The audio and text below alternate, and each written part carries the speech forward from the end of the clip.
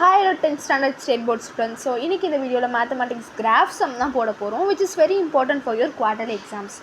In the bus sum, example 3.48, which is in the page number 125. Okay, va? A bus is traveling at a uniform speed of 50 km per hour. Draw the distance between graph and hence find. நம்ம table போட்டுக்கலாம் அந்த சம்க்கு x y first நம்ம table போட்டுக்கலாம். அந்த சம்க்கு நம்மளா தான் table போடுற மாதிரி இருக்கும்.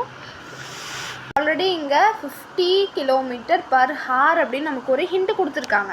ஓகேவா, அதாவது 50 km per hourனா ஒரு ஹவரில் 60 minutes இருக்கும். அதை தான் நம்ம வந்து 16 போட்டிருக்கோம். அப்போ அதுவே 100 கிலோமீட்டர்னா எவ்வளோ, 250 கிலோமீட்டர்னா எவ்வளோ, 200 கிலோமீட்டர்னா எவ்வளோ, அதுதான் நம்ம வந்து போட்டிருக்கோம். 6 2s are என்னது 12, அதில் ஒரு 0 போட்டுக்கலாம். 6 3s are 18, அதில் ஒரு 0. 6 4s are 24, அதில் ஒரு 0. டேபிள் ரெடி ஆயிடுச்சு. இப்போ செகண்ட் என்ன போட போகிறோம், பாயிண்ட்ஸ். இது ஈஸி தான், அப்படியே நீங்கள் பார்த்து எழுதிடுவீங்க. எழுதிட்டேன். தேர்ட் என்னது, ஈக்குவேஷன். ஈக்குவேஷனில் நம்ம டைரக்ட் வேரியேஷனா இன்வர்ஸ் வேரியேஷனான்னு கண்டுபிடிப்போம்.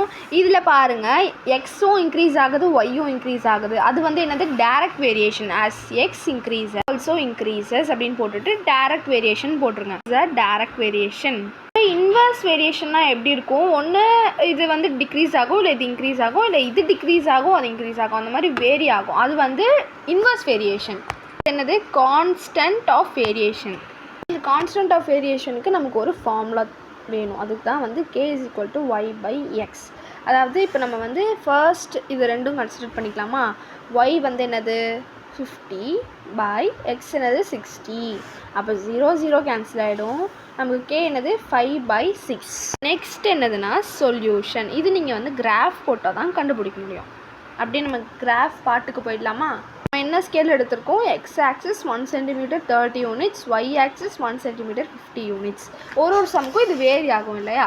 நீங்கள் தான் வந்து எக்ஸாம்பிளில் வந்து பார்த்து எந்த ஸ்கேல் வந்து கரெக்டாக இருக்குமோ அதை பார்த்து எடுக்கணும். Okay fine. இப்போ எக்ஸ் ஆக்சிஸ் நம்ம எடுத்தாச்சு, ஒய் ஆக்சிஸும் நம்ம இங்கே போட்டிருக்கோம். அண்ட் இந்த மாதிரி time taken in minutes, distance in kilometre அப்படின்றத சைடில் இந்த மாதிரி நோட் பண்ணணும். ஸோ இது எல்லாத்துக்குமே வந்து மார்க் உண்டு இல்லையா.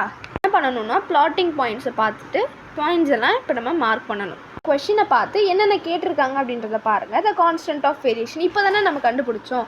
ஸோ அதை அப்படியே நீங்கள் எழுதிக்கோங்க. Variation k = 5/6. செகண்ட் என்ன, where will it travel in 90 minutes. எங்கே இருக்குன்னு பாருங்கள், 90 இங்கே இருக்குது. இது அப்படியே இங்கே பார்த்தீங்கன்னா இங்கே 50க்கும் 100க்கும் நடுவில் 75 இருக்குது. அதை நீங்கள் அப்படியே மார்க் பண்ணிடலாம். 300 கிலோமீட்டரில் எவ்வளோ டைம் கவர் ஆகும்னு கேட்டிருக்காங்க. அது வந்து 360 அப்படின்னு சொல்லிட்டு நம்ம ரெண்டுத்தையுமே இப்போ எழுதிடலாம்.